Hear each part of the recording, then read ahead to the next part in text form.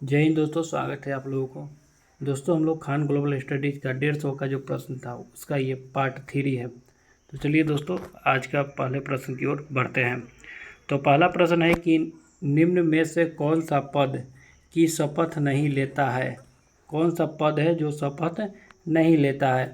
तो राष्ट्रपति है वो अपना शपथ लेता है, उपराष्ट्रपति भी शपथ लेता है, प्रधानमंत्री भी लेता है। अर्थात लोकसभा स्पीकर जो शपथ लोकसभा स्पीकर के तौर पर नहीं लेकर लोकसभा के सदस्य के तौर पर लेते हैं, यानी कि ऑप्शन सी इसका राइट आंसर हो जाएगा, ऑप्शन सी। अगला प्रश्न की ओर बढ़ते हैं दोस्तों। अगला प्रश्न है कि राज्यपाल को पद व गोपनीय का शपथ कौन दिलाता है। तो राज्यपाल का जो पद है वो गोपनीय शपथ कौन दिलाता है ये बताना है। तो राज्यपाल का नियुक्ति तो राष्ट्रपति करते हैं, लेकिन राज्यपाल का शपथ जो है वो जिस राज्य में वो गए हैं वहाँ के उच्च न्यायालय के मुख्य न्यायाधीश ही शपथ उनको दिलाते हैं, अर्थात ऑप्शन सी इसका राइट आंसर हो जाएगा। अगला प्रश्न है कि निम्नलिखित में से कौन राज्य सरकार का कानूनी सलाहकार है। राज्य सरकार का बोला है दोस्तों, न कि केंद्र सरकार का। तो राज्य सरकार का बोला तो महाधिवक्ता हो जाएगा, ऑप्शन बी। केंद्र सरकार का बोला जाता तो महान्यायवादी हो जाता। ठीक है, अगला प्रश्न की ओर बढ़ते हैं। अगला प्रश्न है कि निम्नलिखित में से किसे राज्यों में विधानमंडल में भाग नहीं माना जाता है। तो बताना है कि किसे राज्यों के विधानमंडल का भाग नहीं माना जाता है। तो राज्यपाल विधानमंडल के भाग हैं, विधानसभा और विधान परिषद, यानी कि मुख्यमंत्री विधान मंडल के भाग में नहीं आते हैं। ऑप्शन डी यहाँ पर राइट आंसर हो जाएगा। अगले प्रश्न है दोस्तों कि संविधान का कौन सा अनुच्छेद मुख्यमंत्री का दायित्व को परिभाषित करता है। तो मुख्यमंत्री के दायित्व को कौन परिभाषित करता है ये बताना है। तो अनुच्छेद 167 में है दोस्तों, ऑप्शन डी इसका राइट आंसर हो जाएगा। अगले प्रश्न है कि मंत्रिपरिषद का सदस्य बिना राज्य विधानसभा के सदस्य बने कितने समय तक अपने पद पर रह सकते हैं। तो जो बिना सदस्य के जो मंत्री बन जाते हैं वो कितने समय तक रह सकते हैं ये बताना है। तो ऐसा प्रावधान 6 महीने तक है, ऑप्शन बी इसका राइट आंसर हो जाएगा। अगला प्रश्न है कि जब आपत की उद्घोषणा प्रवर्तन में है तब लोकसभा की अवधि कितने अवधि से आगे नहीं बढ़ सकती है। तो लोकसभा की अधिकतम अवधि आपातकाल में कितने समय तक बढ़ाई जा सकती है ये बताना है। तो अधिकतम 1 वर्ष तक बढ़ाई जा चुकी है। 5वां लोकसभा जो सत्र था जो इंदिरा गांधी के समय में था वो 1 साल के लिए बढ़ा दिया गया था। ठीक है, अगले प्रश्न की ओर बढ़ते हैं। अगला प्रश्न है कि भारतीय संविधान के अंतर्गत कितने प्रकार के आपातकाल है। तो भारतीय संविधान में 3 प्रकार के आपातकाल है, राष्ट्रीय आपातकाल, राजकीय आपातकाल और वित्तीय आपातकाल की प्रावधान है। अगला प्रश्न है दोस्तों कि निम्नलिखित में से किस परिस्थिति में भारत के संविधान के अनुच्छेद 352 जो राष्ट्रीय आपातकाल की बात कर रहा है के अधीन भारत के राष्ट्रपति द्वारा आपातकाल की घोषणा नहीं की जाती है। तो किस स्थिति में होगा जो राष्ट्रपति अपन आपातकाल नहीं लगाते हैं। तो युद्ध के समय लगा देंगे, बाह्य आक्रमण के समय और सशस्त्र विद्रोह को, लेकिन आंतरिक अशांति यहाँ पर गलत है, यानी कि ऑप्शन सी ही इसका राइट आंसर हो जाएगा। अगला प्रश्न की ओर बढ़ते हैं। अगला प्रश्न है कि भारत के संघीय न्यायालय निम्नलिखित में से किस वर्ष में स्थापित किया गया था। तो भारत का संघीय न्यायालय किस वर्ष स्थापित किया गया था ये बताना है, यानी 1937 इसका राइट आंसर हो जाएगा। ऑप्शन बी इसका राइट आंसर हो जाएगा, 1937। अगला प्रश्न है कि भारत में उच्चतम न्यायालय सुप्रीम कोर्ट का उद्घाटन किस तिथि में हुआ था। तो सुप्रीम कोर्ट का उद्घाटन किस तिथि में हुआ था ये बताना। तो 28 जनवरी 1950 को सुप्रीम कोर्ट का उद्घाटन हुआ था, अर्थात ऑप्शन बी इसका राइट आंसर हो जाएगा। अगला प्रश्न है दोस्तों कि भारत के सर्वोच्च न्यायालय की अधिकारी भाषा क्या है। तो भारत के सर्वोच्च न्यायालय की अधिकारी भाषा क्या है ये बताना है।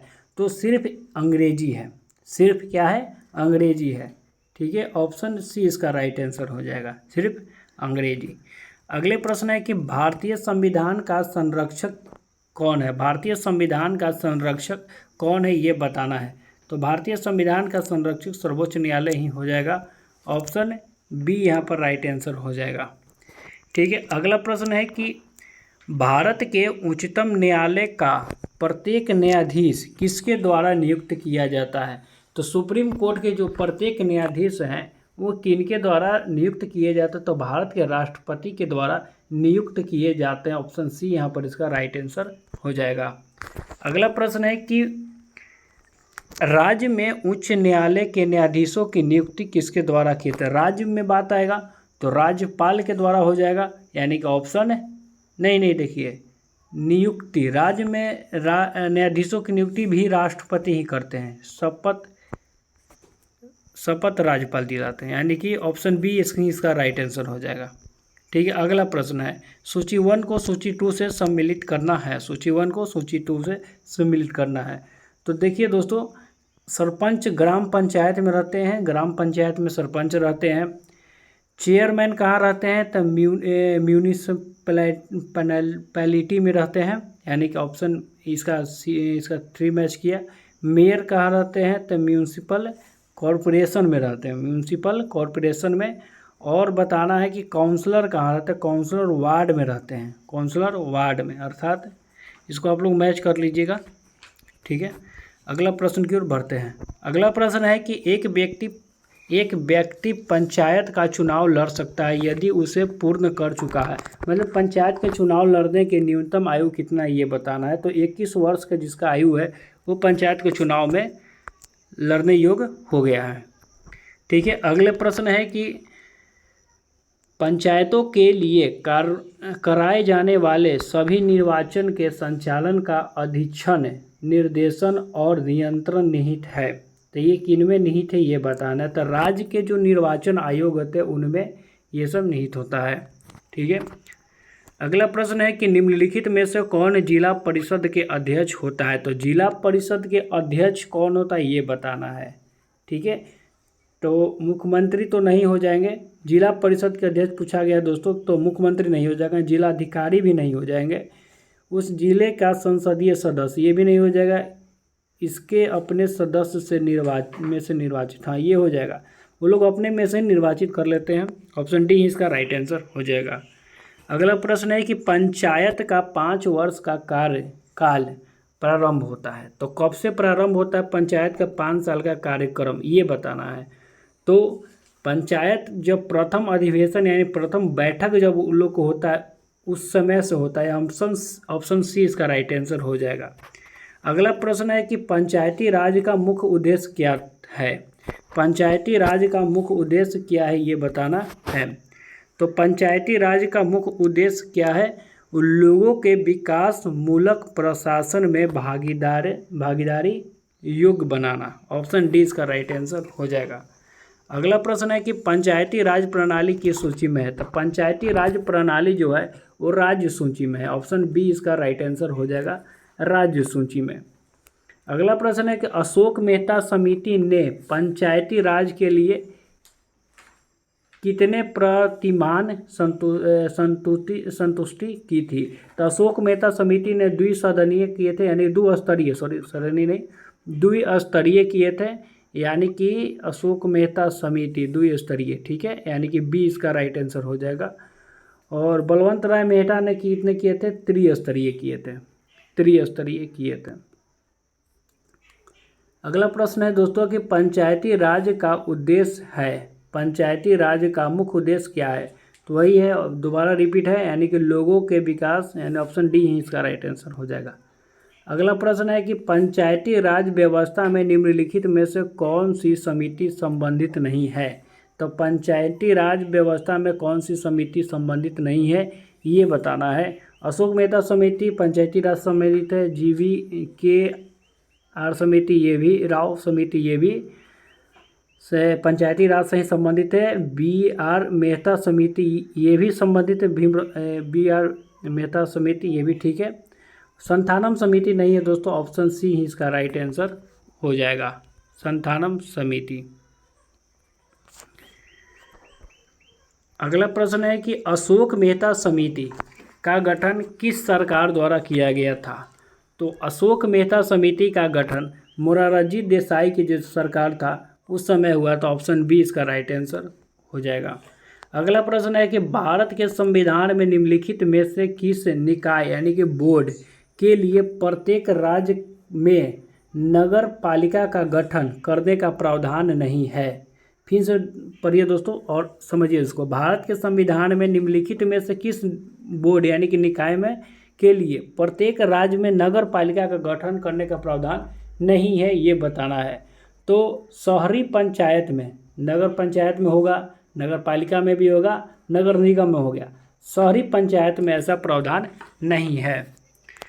अगला प्रश्न है कि संविधान के प्रावधानों के अंतर्गत पंचायत चुनाव कराने का निर्णय किया जाता है। तो किसके द्वारा किया जाता है पंचायत चुनाव का निर्णय? तो राज्य चुनाव आयोग के द्वारा ही किया जाता है। ऑप्शन डी इसका राइट आंसर हो जाएगा।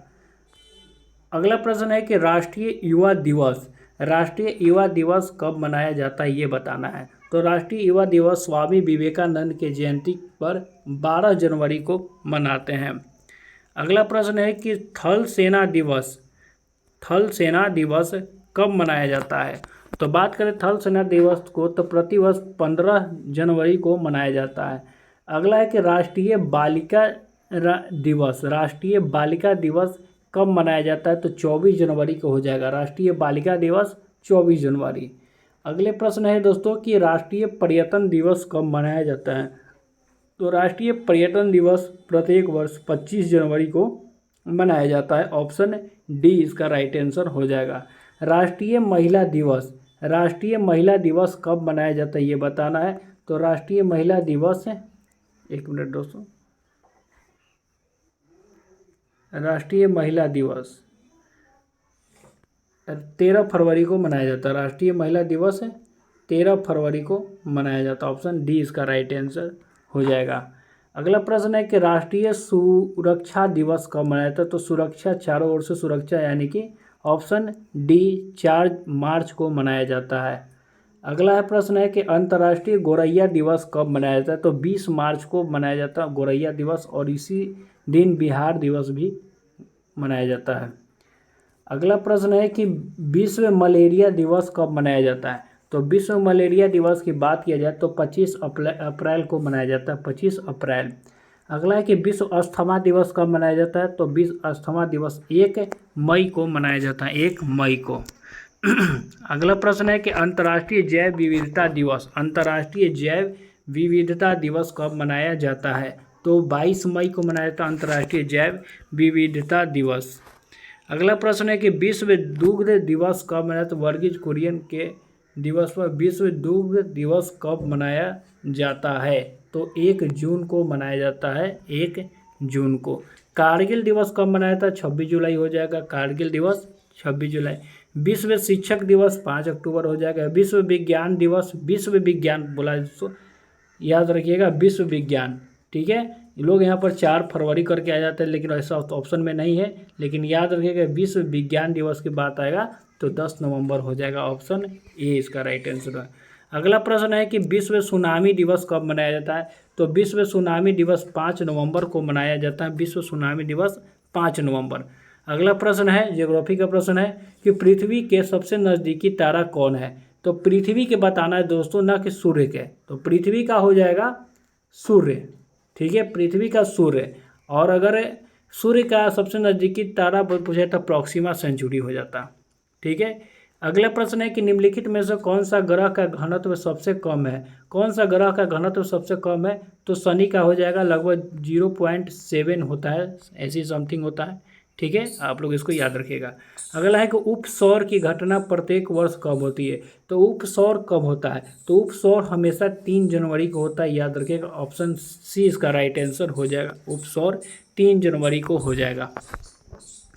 अगला प्रश्न है दोस्तों कि निम्नलिखित में से कौन सा नदी ज्वारमुख एस्चुरी यानी कि नहीं बनाती है? तो एस्चुरी कौन नहीं बनाते ये बताना है। तो एस्चुरी कौन नहीं बनाती है? तो ब्रह्मपुत्र तो बनाती हैं, ताप्ती भी बनाती है, नहीं, नर्मदा हो जाएगा इसका, ठीक है, नर्मदा हो जाएगा। गोदावरी, एस्चुरी और डेल्टा दोनों बनाने वाली है, ठीक है, यानी कि नर्मदा ही इसका राइट आंसर हो जाएगा, ऑप्शन ए, ठीक है। अगला प्रश्न और आज का ये आखिरी प्रश्न रखते हैं दोस्तों कि निम्नलिखित में से कौन सा स्थलाकृति हिमनद द्वारा निर्मित है। तो हिमनद द्वारा निर्मित मतलब हिम मतलब बर्फ के द्वारा निर्मित स्थलाकृति कौन है। तो प्लेया तो जो होता है वो तो रेत से बनता है, लोयस भी रेत से बनता है, ठीक है, बरखान भी दोस्तों, और लेकिन ड्रमलिन जो है वो हिमनद के द्वारा बनता है। तो अगले वीडियो में हम पूरा कवर कर जाएंगे 150 प्रश्न, और ये आपको कैसा लगा ये भी आप लोग बताइए। अच्छा लगा तो लाइक शेयर सब्सक्राइब भी जरूर कीजिए, ठीक है। मिलते हैं अगले वीडियो में, तब तक के लिए जय हिंद जय भारत।